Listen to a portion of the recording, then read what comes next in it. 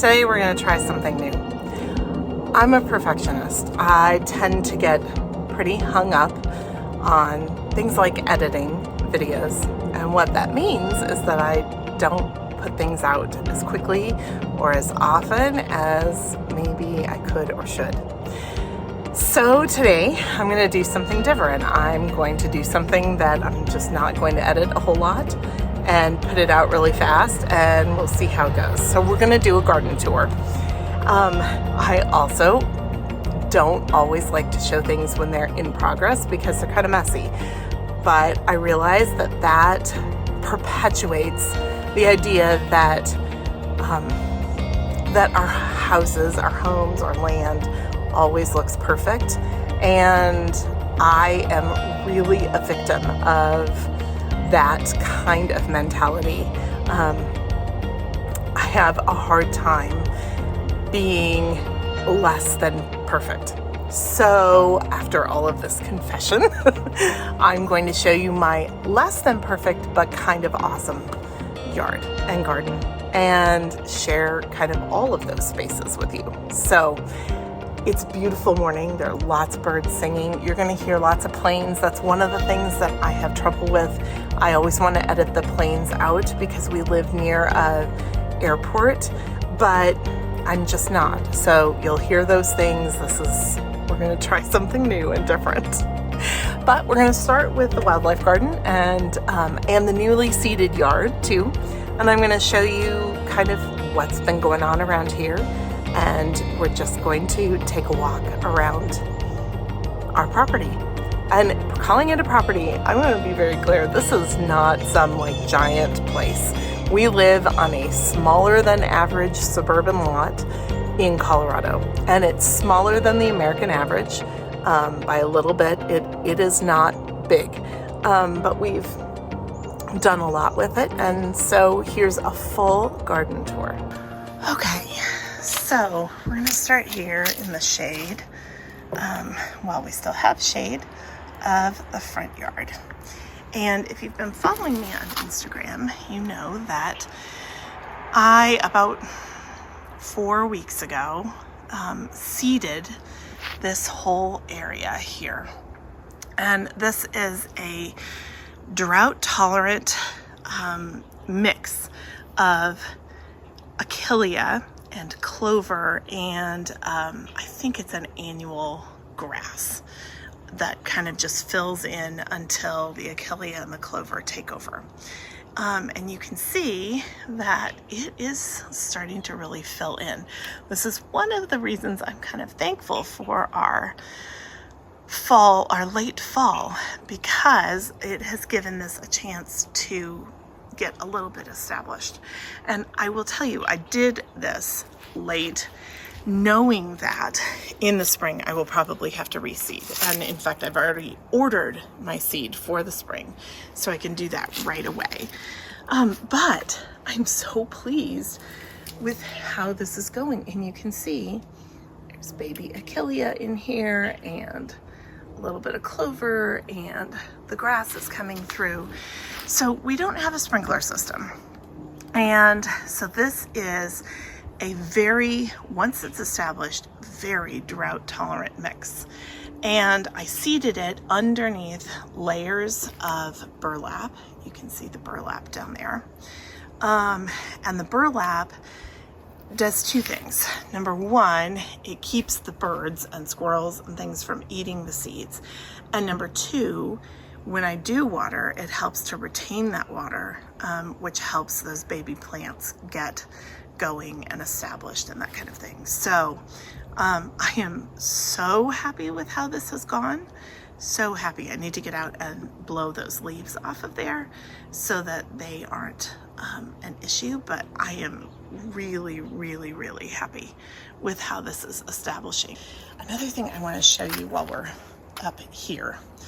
So this is a fountain that someday I'm going to establish in there, but I want to look at this. So this bed is kind of the boundary between the wildlife garden, which is wild, and then what will be this grassy area, which will be more kind of restrained and mown and kind of more of a lawn look.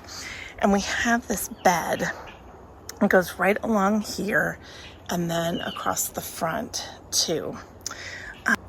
So last year was the first year we planted all this out, and it did not look all that great. It was fine. I had planted the sedums last year, and I knew they needed some time to grow in, and the lamb's ear, which also, again, needed some time to grow in. And then there were grasses, and the grasses just did not do their thing very well. And they didn't really come back this year. There are a couple, but they didn't really come back. So I replaced them with this Artemisia. It has done gorgeously, and I love the color. I'm going to zoom in for you. There we go. I can't walk across the grass yet, so I have to zoom. I love that silvery green foliage. It's just gorgeous. So I'm really pleased with how that is doing. And the lamb's ear needs to be cut back a little bit, but it is all growing in very nicely, and it makes this nice distinct boundary between the wildness back there and this more restrained area up here. So super excited about how this is all going to look next year. Okay, let's go for a walk.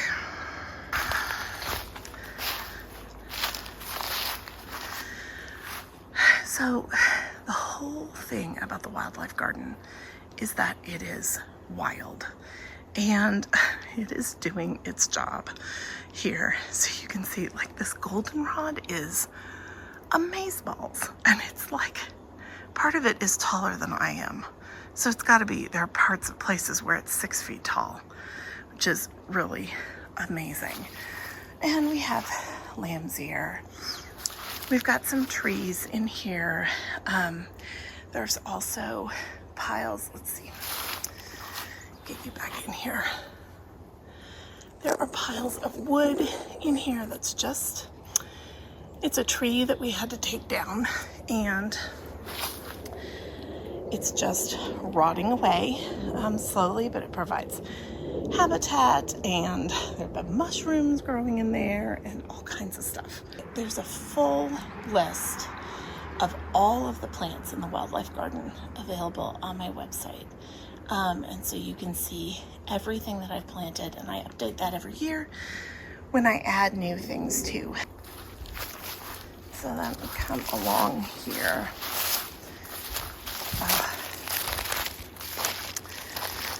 Look at this.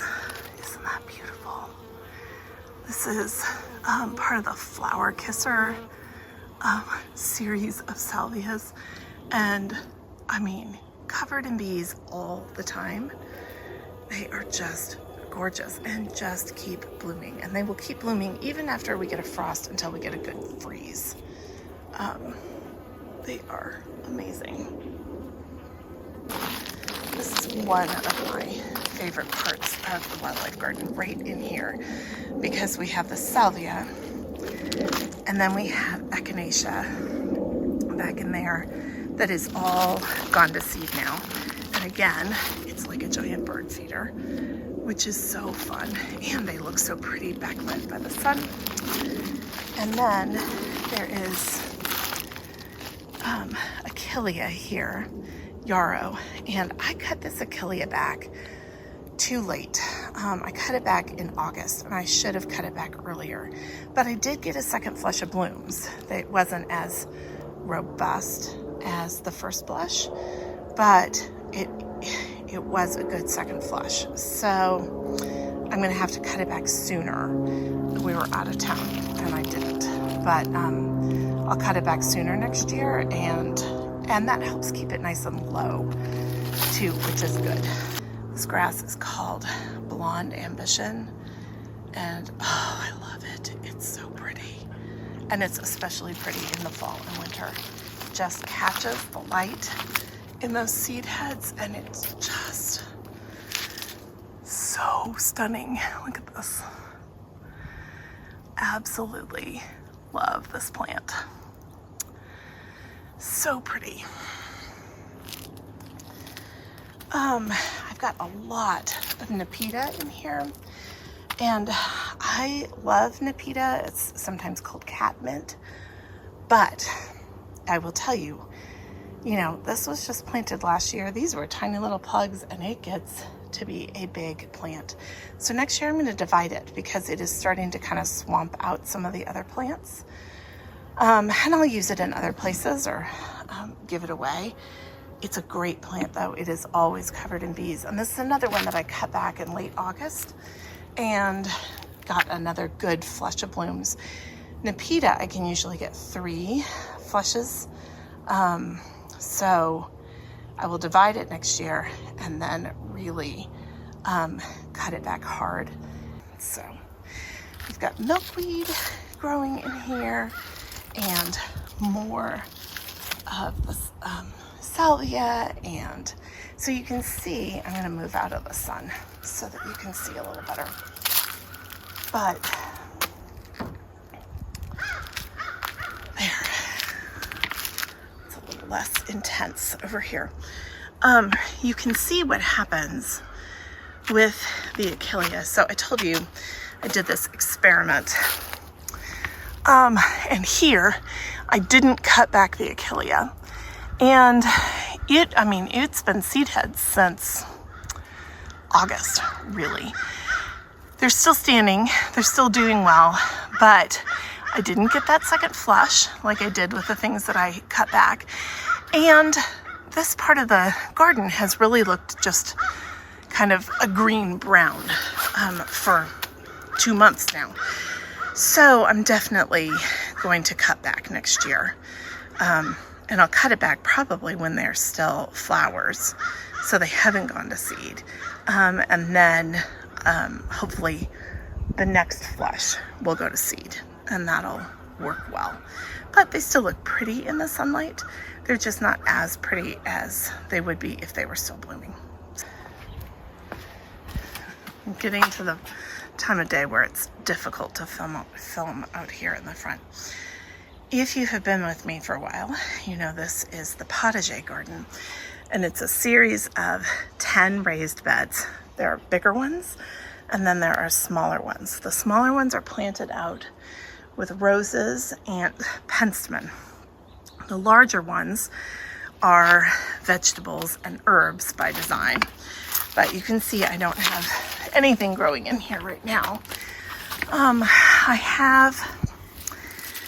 I really had to rethink this because we had such a hot, dry summer. Irrigating it was just really difficult. And so you can see I have this giant sink here that's going to become a fountain or water feature at some point. But irrigating over here was costly and difficult. So I have to figure out what I'm going to do with this for next year, whether I want to just call it drought tolerant perennials and give up the idea of having vegetables and herbs over here, or if I'm going to invest in some kind of a systemic irrigation. So, and that could just be Oyas. But Oyas don't work very well with perennials. So that's my kind of dilemma here. But I love the way this is working. I need to get the lumber storage out of here, but I love the way the beds are working. I grew all my garlic here, and I'm going to do garlic again, and probably onions again over here. And maybe that's the answer, that it's just a couple of beds, garlic and onions, and the rest is perennials. I don't know, but I'm working on that kind of mentally and trying to figure out what that change will be. Okay, so here we are in the cutting garden, and the sun is just getting high enough that, well, we're just gonna have to hurry a little bit. But it also kind of lights things up out here, and I love that. But the cutting garden consists of, there are 6 big beds, 4 square, 2 rectangular beds across this way, which is kind of hard to see right now, but that's where we are. And then there are these very skinny little border beds along here, but there are anchor plants in here that are perennial. And then this is where I grow the annuals that I want to use for bouquets and things like that for the summer. I've been doing some work in here. I cleaned out some other plants, and I got a bunch of new salvias. I love, love, love salvia, and it does so well here. So you can see I planted a ton of salvia in these 2 beds especially. And so there's apple trees in the middle of each of those beds that I keep really short and small. And they haven't fruited yet, but maybe next year. So this is their 2nd year in, so maybe we'll get fruit next year. We'll see. And there's some monarda in here and some other things, but I'm hoping that these 2 beds, and then their other 2 on the other side are planted out with apples and peonies. We'll see those in a minute. But that the salvia kind of really just anchors them and fills them really nicely. You can see here, this is a salvia I planted last year, and it has done really well in here. This one is called Arctic Fire, I think, or Arctic Blaze.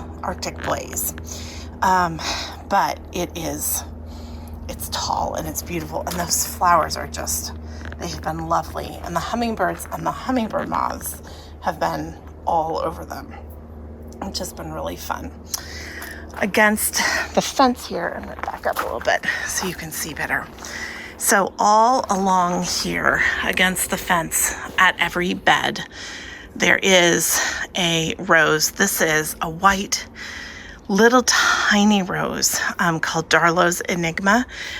It's one that opens out kind of flat, and the pollinators absolutely love it. And honestly, it was blooming until about probably a week or 2 ago. And then they all just kind of stopped blooming at the same time. So I think the nights got cold enough. Ooh, there's one flower right up here. You can see.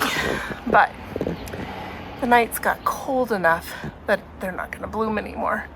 But it is such a pretty little rose. And eventually, basically, will cover the entire fence, which is my goal here. Be really beautiful. So if you were doing the cutting garden grow along, here's my Tithonia, which, oh man, it has been gorgeous all summer long. I've never grown Tithonia before. I'm gonna have to put it in a different place. It got kind of taller and more voluminous than I expected. Really more like a sunflower than I thought it was. And it's called Mexican sunflower. I guess I should have known that, but I didn't. I haven't grown it before. But it's a great cut flower. And so you can see this has been pollinated and lost all of its petals. And then it goes to seed. And usually in the mornings, they're not here right now because I am, but usually in the mornings, this is covered in birds, like all kinds of little chickadees and all kinds of nuthatches and things. They are just everywhere in here. So that has been very, very fun. So I will definitely plant Tithonia again. I'm just going to put it in a different place. The same is true with this monarda. So monarda is a native North American plant, and you can see it's covered in powdery mildew now, but I've left it because the birds have been eating all of the seeds off the seed heads. Now it looks like they have pretty much picked that clean, so I'll cut it down. But powdery mildew doesn't bother me. I mean, it just is part of fall. Here, I'm not a flower farmer. I'm not worried about perfect leaves and perfect stems and all of that kind of stuff. It just is what it is. Here's another monarda over here with a little more powdery mildew, but it just happens. This is also one of the other things we grew for the cutting garden grow along. These are snapdragons, and they have actually been such a lovely surprise. They didn't bloom, they didn't bloom, they didn't bloom, and I thought, oh, they're just not going to bloom. And then suddenly they have just bloomed and bloomed since about mid-July. I expected them to bloom much earlier, but they just didn't, and not even sure why. But they've been fantastic since then and done really well. In these rectangular beds, I have roses in the middle of each bed, 2 of them, and I think they're getting too much shade, and I think that's because I let the cosmos get pretty wild and out of control, you can see. And, part of that is strategic because it helps shade other plants. This is pretty brutal sun when it's hot. But I think the roses got too much shade, so I think I need to rethink all of that for next year, and figure out a different way to give some protection to some of the other plants, like the snapdragons that don't love and thrive in dry heat the way we have here, but also give the roses what they need. So here are those other 2 square beds that are at this end, and these beds are filled with peonies and apple trees. Again, all 4 corners have apple trees in them, and these 2 beds have peonies, some of which bloomed this year because I planted them 3 years ago. Sorry about the plane, but I live near an airport, so we put up with planes. So some of these, this was the first year that they bloomed, and then I have some new peonies put in here that next year can't let them bloom, but then they'll be able to bloom the year after. So I'm excited about that. But one of the things about peonies that people don't talk about, that I love, is how their foliage looks in the fall. It's just really lovely, and you get this lovely, excuse me, brown, and with an undertone of orange on some of them. And like this one is not looking quite as great. It varies from variety to variety, but it's really lovely, and it looks great in fall bouquets. And at this point, you can start to cut that foliage back and not necessarily hurt the plant, because, normally we would have had a killing frost by now. These beds, because the peonies are still young and growing in, are great places for annuals as well. You can see I still have some zinnias growing here and some other stuff, and eventually the peonies should really fill this in, but that's going to take a couple of years. So for now, I've let things like this crazy sideways Cosmo grow. It looks a little crazy, but I get nice, beautiful white flowers from it, so that's good. That is the cutting garden on this gorgeous October morning. So if you've been following me on Instagram, you know that I actually did 2 lawn projects this summer. This one was the first one, and this is dog tough grass. It was planted at plugs at the end of June, and look at how beautifully it has filled in. It's so great. And now you can really clearly see I overseeded it with an annual ryegrass, so that won't survive the winter. And that was just to kind of give the dog tough a chance to fill in, but it has truly, truly filled in, and I am so pleased. That's our pond back at the back. Our pond is in there. You can see the cattails coming up.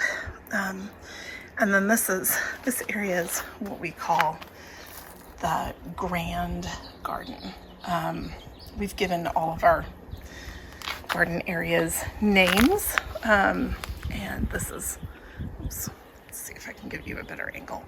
This is what we call the grand garden. Not because it's particularly grand, but it's the biggest kind of traditional garden. So here's the shade house, one of my favorite places to be. And our couches are covered because we had rain yesterday for the first time in, I don't even know how long. It's been ages. But that's the shade house, and I spend a lot of time in the shade house working on projects and all kinds of other stuff.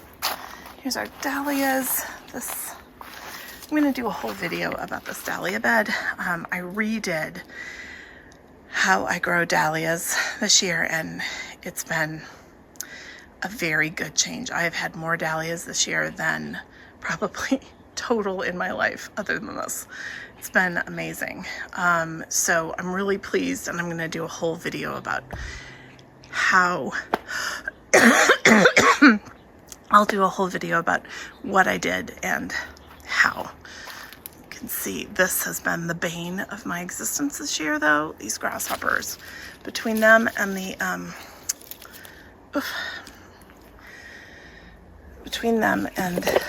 the Japanese beetles, they just have eaten, and they go through, they just like munch. Well, you can see right here on this dahlia, they just eat all the petals. So the other thing I've been doing this year is cutting every dahlia. As soon as it was ready to cut, I cut them. And you know, I'm not selling them. They're for my own pleasure and the people I give bouquets to. But oh, look at that one. I mean, just gorgeous, gorgeous, gorgeous. So I'm really, really happy with how the dahlias have gone. Here we are at the orchard. This is kind of our last stop on the tour. The orchard I planted out last year. So I have a series of fruit trees. They're young and very little, and I lost a couple last winter. And I have a couple that appear to have not made it through the summer. But that's to be expected, I guess. But overall, it is just a glorious romp.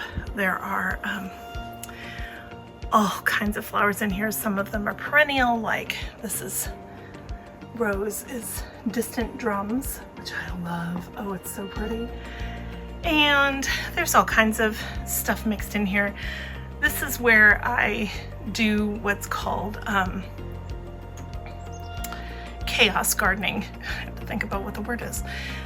This is where I use chaos gardening as a tool. I just kind of scatter seeds in amongst the perennials and see how they'll do. And you can see what the result is. But there are lots of perennials that kind of anchor this. There's geranium, and then there's this, which I always forget the name, something beard. It's a mythological word. I'll look it up. But it's so pretty and it's perennial. Here's a geranium in here. That purple, that's beautiful. Cranesbill, it's another word for that, but it's a hardy geranium. So there are lots of perennials. I feel like chaos gardening works if you are using it as a supplement to perennial planting. This is just along the side of our house, and it has filled in and used this area so nicely. That's it. The largely impromptu garden tour. If you have questions, of course, drop them below. I'm happy to give you any information I can give you about plants or anything else, answer any questions you have, and let me know what you think. If you like this kind of impromptu content, let me know. I'm curious to see. Don't forget to like and subscribe, and happy gardening.